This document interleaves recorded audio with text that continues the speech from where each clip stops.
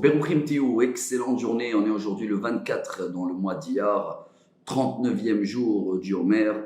Et on va essayer aujourd'hui de prendre un message très très beau qui est lié au Maxime des Pères qu'on doit tous étudier cette semaine. Nous sommes dans le 5e chapitre. On a déjà partagé ensemble qu'en ce moment, pendant ces 6 semaines entre Pessah et Shavuot, tous les semaines, on fait un chapitre des Maximes des Pères, car c'est la préface de la Torah, Derech Eretz Kadma la Torah. Et dans le dernier enseignement du Maxime de Père de cette semaine, il y a deux rabbins, deux Tanaïm, un qui s'appelle Ben Bagbag Omer et un qui s'appelle Ben Hehe Omer. Avant de comprendre qui ils étaient, on va dire la phrase qu'on va essayer de tirer le message pour aujourd'hui, Lefum Tsahara Agra. Une phrase très connue en araméen, qu'elle veut dire plus on a de souffrance, plus on transpire, plus on fait des efforts, plus on a un salaire. Dans le monde matériel, je me rappelle toujours l'exemple quand on venait à l'école, tu as commandé une table chez le menuisier, même s'il a travaillé pendant des semaines, mais le résultat c'est que la table elle danse, tu ne vas pas le payer, car le résultat il compte, et pas les efforts. Mais dans le monde spirituel, dans la Torah, plus il y a des efforts, même si tu ne comprends pas grand-chose, tu as toujours le salaire.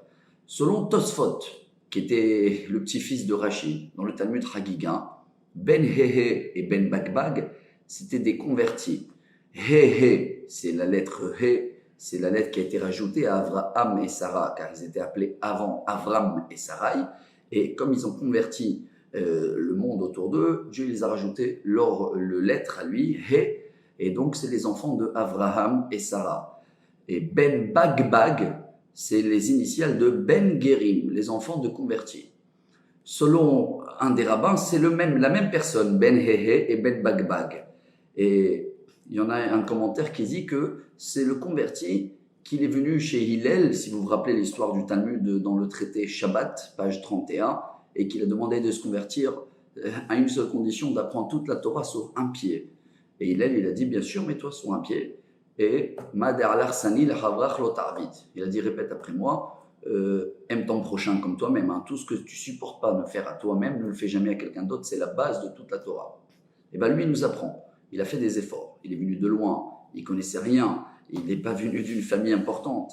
Et il a fait des efforts et il est arrivé à être cité un des Tana de la Mishnah avec un enseignement pour nous qui est royal. Et on va terminer avec le Zohar HaKadosh, Rabbi Shimon Bar Yochai, qui nous apprend que chaque cadeau, chaque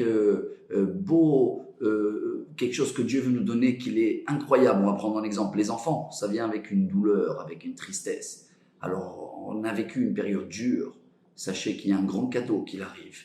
Et c'est pareil pour nous. Venez, on apprend que où il y a de la tristesse, où il y a de la douleur, où c'est dur, où il y a beaucoup des efforts, il y a toujours un salaire. Alors, avec tout ce qu'on a passé, il faut se préparer pour les cadeaux. Et d'un autre côté, il faut aussi s'engager.